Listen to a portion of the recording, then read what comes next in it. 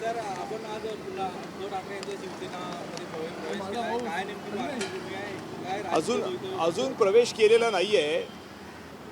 जागतिक मंदी आहे, भारतामध्ये मोठ्या प्रमाणामध्ये कर्जबाजारीपणा सरकारचा झालेला आहे, महाराष्ट्रात झालेला आहे आणि त्याचे इम्पॅक्ट आता आपल्याला दिसत आहेत की आज संप पुकारला आहे शिक्षकांनी. एवढंच नाही, आज इंडिगोचे सगळे फ्लाईट्स कॅन्सल झालेत कारण का इंडिगोला परवडे ना.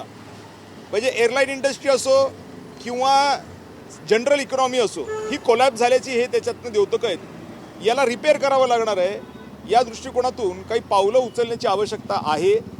जी पावलं निश्चित स्वरूपाने माननीय उद्धव ठाकरे साहेब उचलू शकतात आणि ती गोष्ट आणि आणखीन काही ज्या चर्चा आहेत त्याच्या संदर्भामध्ये खरं म्हणजे आज आमची भेट झालेली आहे.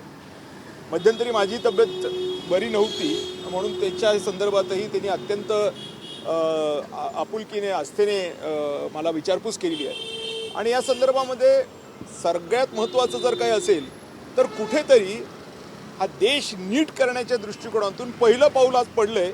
मी तुम्हाला सांगू इच्छितो की माझं स्वतःची एक याचिका ज्याच्यामध्ये राज्याच्या मुख्य सचिवांना नोटीस बजावली हायकोर्टने की हे जे शाहरुख खानचा बंगला आहे किंवा JW मॅरियट आहे किंवा रॉयल वेस्टर्न टफ क्लब आहे, हे जे मोठ्या मोठ्या प्रॉपर्टी सरकारच्या भाड्याने दिलेल्या आहेत पण भाडं घेतलं जात नाही, याच्या अनुषंगाने जो कंट्रोलर ऑडिटर जनरलचा रिपोर्ट आहे त्याचं अनुपालन केलं किंवा नाही केलं, हा एक खूप मोठा स्रोत आहे ज्याच्यातनं पैसे येऊ शकतात. कारण आता सर्वसामान्य लोकांची कर भरण्याची परिस्थिती राहिली नाही आणि सरकारची कर्ज काढण्याची परिस्थिती राहिली नाही.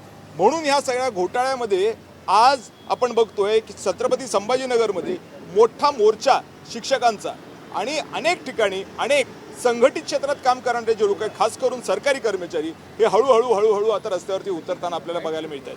येणाऱ्या काळामध्ये याच्यावर उपाय जर झाला नाही, निश्चित स्वरूपाने भारताचा नेपाळ होऊ शकतो. म्हणून प्रतिबंधात्मक काहीतरी कारवाई करण्याची आवश्यकता आहे आणि त्या आवश्यकतेच्या संदर्भामध्ये ही चर्चा अत्यंत सकारात्मकरित्या पार पडलेली आहे. मला खात्री आहे की याच्यावरती निश्चितच काहीतरी चांगलं काम होईल, जे आज दुर्दैवाने राज्यकर्त्यांच्या लक्षात येताना अद्याप तरी दिसत नाही. ओके, धन्यवाद. थँक्यू.